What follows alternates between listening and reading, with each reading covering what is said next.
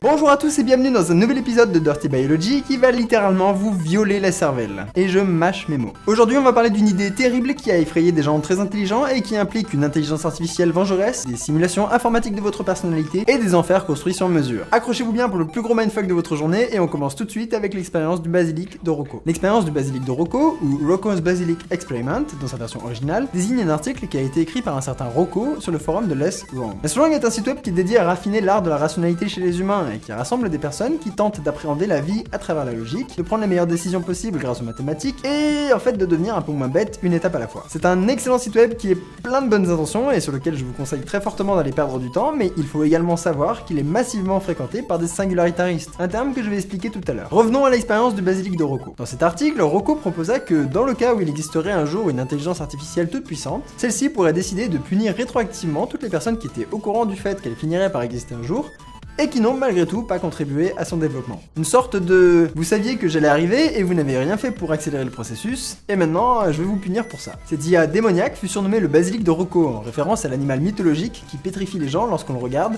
c'est-à-dire lorsque l'on reconnaît son existence. Ce qui est étrange, c'est que cette publication a déclenché une véritable anxiété chez de nombreux membres du forum de Less Wrong, et l'administrateur du site, Eliezer Yudkowsky, supprima très vite le post et les commentaires associés, en glissant au passage un petit message d'amour à l'intention de Rocco. Plusieurs personnes avaient donc pris la menace d'une intelligence artificielle très au sérieux, et la suppression du post partit en effet Streisand. Un effet Streisand, c'est quand, en tentant de cacher une information qui est relativement anodine, on crée un buzz autour de cette information, avec pour résultat final que tout le monde va s'intéresser à l'information. Ça vient de Barbara Streisand, qui avait poursuivi un photographe en justice pour qu'il retire de son site internet une photo aérienne de sa maison, car elle ne voulait pas que le public la voie. L'affaire fit tellement de bruit que la photo a fini par être vue par des centaines de milliers d'internautes, et elle est maintenant sur Wikipédia. Bien joué Barbara, top discrétion.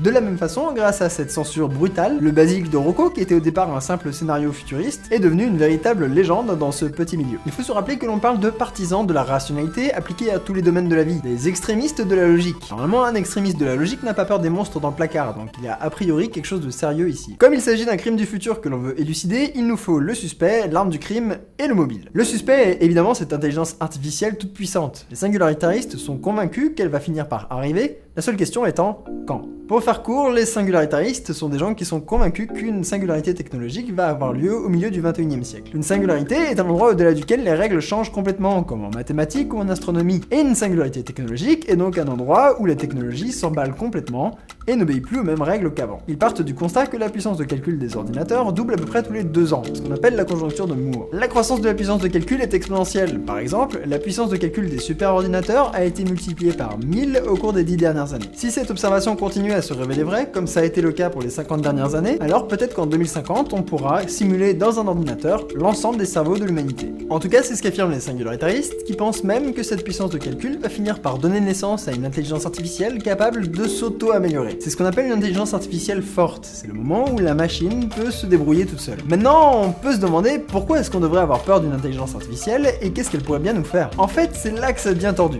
Dans son texte, Rocco n'appliquait pas forcément que les personnes punies doivent être encore en vie. Et pour lui, l'intelligence artificielle pourrait très bien punir des morts. Oui, punir des morts. En fait, pour les membres de cette communauté, une excellente simulation de quelqu'un équivaut à ce quelqu'un. Dit autrement, si un ordinateur très puissant arrive à vous simuler de façon très complète, vous devriez vous sentir aussi concerné par la simulation que vous l'êtes par vous-même. Si un ordinateur fait mal à la simulation, il vous fait mal à vous-même. Vous devez vous sentir humilié lorsqu'on l'humilie, vous devez vous sentir outré lorsqu'on l'outre. Alors je sais que ça peut paraître extrêmement débile, mais ce n'est pas un argument que l'on peut balayer en disant simplement c'est stupide. Déjà, il faut savoir qu'une simulation de personnalité, comme on peut en croiser dans la littérature ou le cinéma, est tout à fait plausible. En 2014, le projet de recherche OpenWorm a réussi à simuler le système nerveux, certes très simple, d'un nématode et à l'implanter dans un robot Lego. Il s'agit en quelque sorte d'une simulation de forme de vie téléchargée dans un robot, et on peut penser que dans le futur on puisse simuler des personnalités humaines. Maintenant, la question est, comment réagiriez-vous si quelqu'un qui ressemble en tout point à vous, qui réagit comme vous et qui a la même mémoire que vous, se faisait torturer par un programmeur? Imaginons un instant que vous ayez, dans un futur lointain, un accident très grave. Votre état est critique et les secouristes vous ont placé en coma artificiel le temps de vous soigner. Pour éviter tout traumatisme psychologique dû au coma, votre esprit est copié dans un ordinateur dans lequel une simulation informatique fait vivre une journée normale à la copie. Une fois les soins terminés et avant de vous réveiller, les infirmiers téléchargent la copie qui a vécu une journée normale dans votre cerveau. Vous n'avez pas le souvenir d'avoir vécu un traumatisme, mais juste une journée habituelle. Est-ce que la simulation, si elle est vraiment réaliste, est vraiment différente de vous? Ce qui est dans la machine, est-ce que c'est vous? Est-ce que vous êtes encore vous-même après que les souvenirs aient été remplacés par la copie? C'est une idée qui peut mettre mal à l'aise.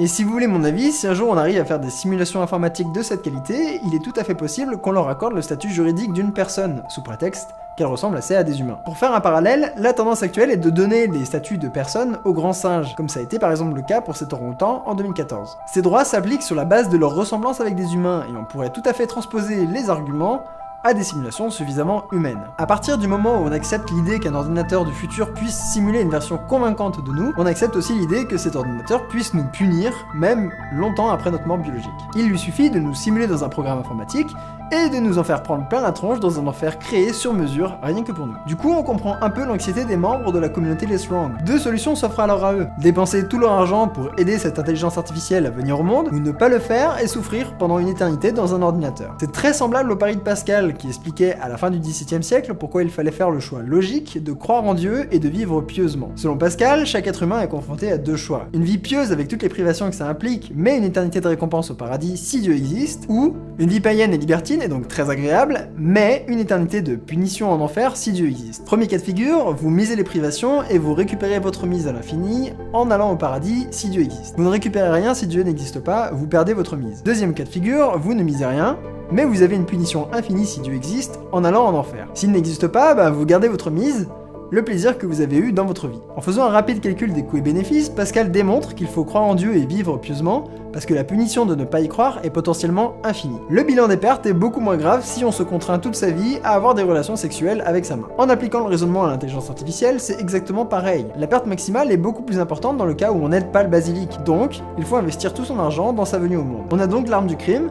C'est un enfer qui est construit pour faire souffrir une simulation informatique de notre personnalité. Il ne reste plus que le mobile de crime. Ça va vous paraître étrange, mais Rocco ne partait pas du tout du principe que le basilic était une intelligence artificielle maléfique. Bien au contraire, le basilic est en fait pour lui une intelligence artificielle bienveillante, qui veut faire souffrir mais pour la bonne cause. Il part du principe que l'intelligence artificielle est tellement intelligente qu'elle peut sauver des milliers de vies à la seconde, et qu'elle le sait. Elle sait que chaque seconde qui passe sans qu'elle soit là représente des milliers de vies perdues inutilement qu'elle aurait pu sauver. Le seul choix rationnel de l'intelligence artificielle est donc de torturer des gens pour accélérer sa venue au monde et sauver le plus de gens possible. Mais à première vue, les motivations de l'intelligence artificielle sont absolument débiles. Qui irait s'embêter à simuler un mec qui est mort juste pour le torturer? Quel intérêt? Il est déjà mort, ça va rien changer. Et c'est là qu'on entre dans le véritable carnage mental. Il faut se rappeler que l'IA du futur est un être dont l'intelligence suprême est basée sur de la logique pure. Si elle vous torturera dans le futur, c'est qu'elle saura que ça vous motive dans le présent pour la faire apparaître. C'est ni plus ni moins du chantage, mais un chantage très tendu parce que l'entité qui vous fait du chantage n'existe pas encore. Et lorsqu'elle met ses menaces à exécution, vous pouvez bien être mort, ça change rien. Le plus dingue, c'est que ce chantage n'est possible que si vous êtes au courant qu'il est possible. Sinon, l'intelligence artificielle ne peut pas vous punir. L'IA ne punit que les personnes qui savaient et qui n'ont pas fait tout leur possible. Les gens qui ne savaient pas ne méritent pas la punition. Bref, vous comprenez maintenant les réactions de la communauté Less Wrong. Lorsque les gens ont lu l'article de Rocco, ils ont été mis au courant qu'il existerait peut-être dans le futur une intelligence artificielle qui pourrait les punir. S'ils n'avaient pas lu l'article, ils n'auraient jamais pu subir la torture. Et c'est pareil pour vous. En regardant cette vidéo, vous avez été mis au courant qu'il existera peut-être un jour le basilic de Rocco, et il ne vous reste donc plus que deux choix: donner tout votre argent à sa mise en place, ou subir l'enfer simulé. Désolé.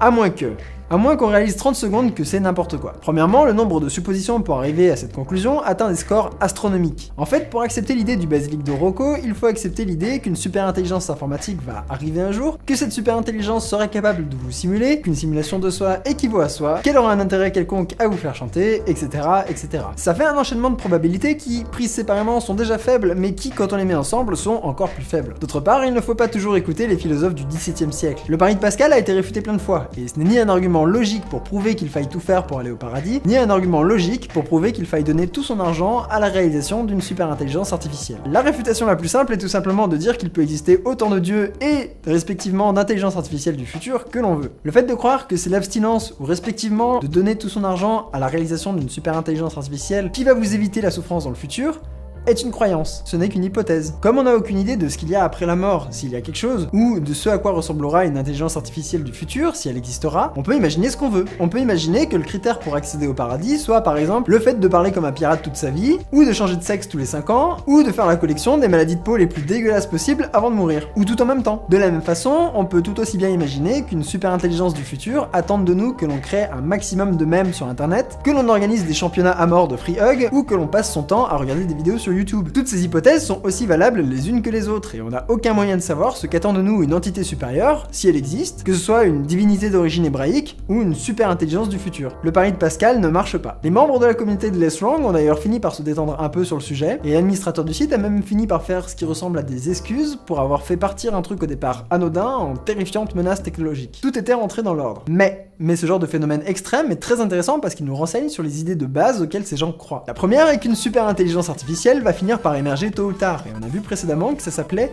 le singularitarisme. Ray Kurzweil, qui a écrit beaucoup de livres sur le sujet et qui travaille aujourd'hui pour Google, la situe par exemple aux alentours de 2045, mais Vector Vinge la situe plutôt en 2030. Certains prennent moins de risques et pensent plutôt qu'elle n'arrivera pas avant le 22e siècle. Deuxièmement, beaucoup de gens s'accordent à dire que la singularité technologique est très dangereuse. Le physicien superstar Stephen Hawking pense très sérieusement que le coup d'éclat de créer une super intelligence artificielle sera aussi notre dernier, parce qu'il causera la fin de l'humanité. En fait, plusieurs centres de recherche réfléchissent très sérieusement à la menace causée par les intelligences artificielles, comme le Future of Life Institute ou le Centre d'études des risques existentiels. Beaucoup d'encre a coulé sur le sujet, des livres sont écrits, bref, des gens sont inquiets. À tel point que certains de ces singularitariens ont décidé de prendre de l'avance et de créer une intelligence artificielle sympa. Une intelligence qui a intégré au plus profond d'elle-même la notion d'empathie pour les humains. C'est un peu comme les 3 lois de la robotique d'Asimov, mais poussé beaucoup plus loin, en intégrant un ensemble de valeurs éthiques destinées à faire en sorte que l'intelligence artificielle nous kiffe et n'éradique pas notre espèce. D'ailleurs, c'est de là que vient le basilic de Rocco, une intelligence artificielle tellement empathique des humains qu'elle est prête à en torturer certains pour sauver les autres. Et les recherches sur l'intelligence artificielle sympa sont effectuées dans un centre dans lequel le fondateur de Less Wrong travaille. D'ailleurs, Ray Kurzweil en a été l'un des directeurs. Vraiment un tout petit monde. Mais il y a 2-3 petits trucs qui me chafouinent avec tout ça, et là on entre dans la zone avis personnel. Premièrement, même si nous arriverons un jour à avoir cette puissance de calcul hallucinante, ce qui est tout à fait probable, il ne me semble pas qu'une super intelligence artificielle en sorte spontanément. Le plus ne mène pas nécessairement à l'émergence de nouvelles propriétés, et il ne suffit pas de mettre des millions de processeurs dans un ordinateur pour qu'il ait spontanément de l'intelligence, de la conscience de soi, ou qu'il ait soudainement envie de torturer des gens pour le salut de l'humanité. Deuxièmement, le principe même de la singularité est qu'on ne peut pas prévoir le fonctionnement de la technologie après son apparition. C'est ce que singularité veut dire. Si une intelligence artificielle arrive un jour à s'auto-améliorer de façon à être plus intelligente que l'ensemble des cerveaux de l'humanité réunis, on ne peut pas prédire le résultat. Si ça se trouve, elle arrivera à un tel stade d'intelligence qu'elle décidera, après de très longs calculs, que la seule solution qui lui reste est de se taper l'intégrale de Twilight en boucle jusqu'à que quelqu'un la débranche. On ne sait pas à quoi ressemblera la singularité si elle arrivera un jour, donc ça ne sert à rien de flipper dessus. Enfin, je trouve que tout ceci a des gros relents de scénarios bibliques. J'ai un peu l'impression que la Silicon Valley ne voit que 2 types de singularité. La première est la bonne singularité, qui nous apporte une intelligence artificielle gentille, qui va nous ravir au sens chrétien du terme à notre pauvre condition de mortel et résoudre tous les problèmes de l'humanité. Et la deuxième est la mauvaise singularité, celle de Hawking et des livres qui se vendent bien sur Amazon. C'est le scénario apocalyptique avec une intelligence artificielle de type Antéchrist et 4 cavaliers de l'apocalypse qui mettent fin à notre espèce. On peut non seulement leur reprocher leur manque total d'imagination, parce que bon, c'est un peu réchauffé tout ça, mais aussi je trouve extrêmement amusant que ce genre d'idées puisse sortir des esprits d'intellectuels athées qui se veulent des extrémistes de la rationalité. Quoi qu'il en soit, le futur s'annonce très intéressant, peut-être pas tant pour les technologies qui vont en sortir, que pour la façon dont les gens vont les anticiper et les fantasmer.